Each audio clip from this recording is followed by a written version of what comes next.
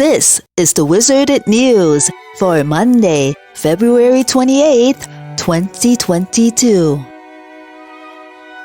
Musical accompaniment by Dave Stryker from the album As We Are.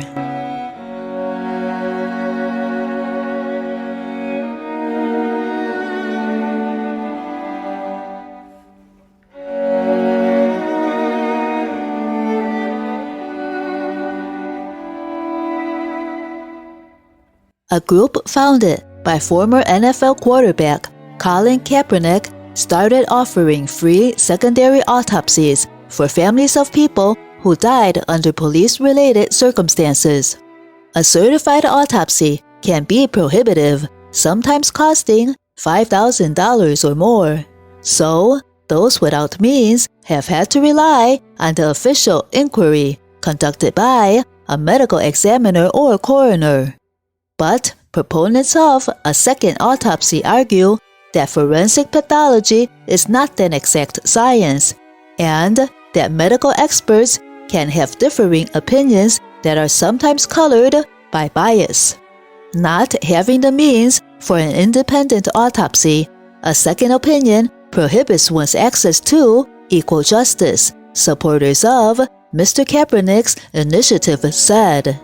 There is definitely a deep-seated subconscious bias, and in some instances, a conscious bias on the part of medical examiners vis-a-vis police-related deaths, said Dr. Cyril H. Wecht, one of the country's most famous forensic pathologists and one of the board-certified examiners who will be conducting autopsies as part of this effort. People distrustful of the relationship between coroners and law enforcement have long turned to the private sector. Dozens of private autopsy services, like 1-800-AUTOPSY in Los Angeles, operate across the country in commercial buildings, laboratories, and in the backs of funeral homes.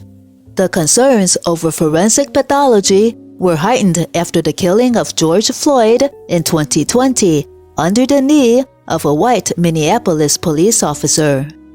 The Hennepin County medical examiner classified Mr. Floyd's death as a homicide and listed heart disease, fentanyl, and methamphetamine as contributing factors. But forensic pathologists hired by Mr. Floyd's family said that asphyxia, or deprivation of oxygen, was the cause of death and placed the blame squarely on the police officers involved. The autopsy initiative is part of Know Your Rights Camp, an activist group founded by Mr. Kaepernick that describes its mission as advancing the liberation and well-being of Black and brown communities. The group defines a police-related death as one in which an individual dies as a result of being shot, beaten, restrained, intentionally hit by a police vehicle, pepper sprayed, tasered, or otherwise harmed by police officers, whether on duty or off duty. Some medical examiners have said that, like everyone else, they have biases, but that ample systems are already in place, including courtroom scrutiny of their decisions. The National Association of Medical Examiners did not immediately respond to a request for comment. Dr. Wecht said that a second review would often be in agreement with the first, but it could also serve as a check on the system.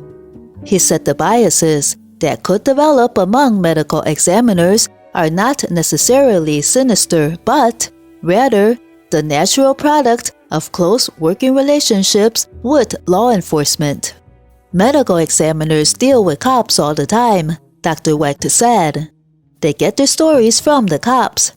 There's nothing startling or highly unexpected to be influenced by people with whom you work. Mr. Kaepernick, as a quarterback of the San Francisco 49ers, started kneeling during the national anthem before NFL games in 2016.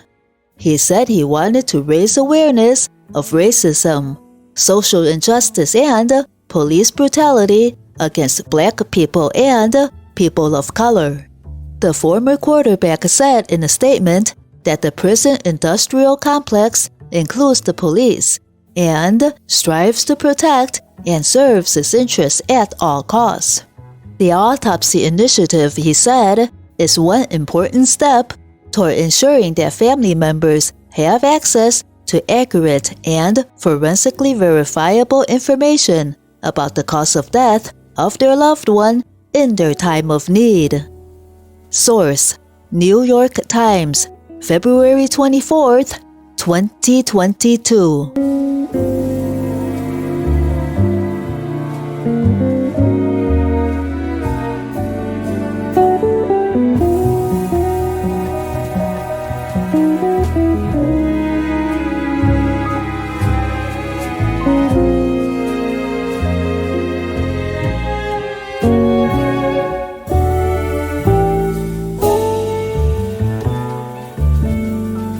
Thank you.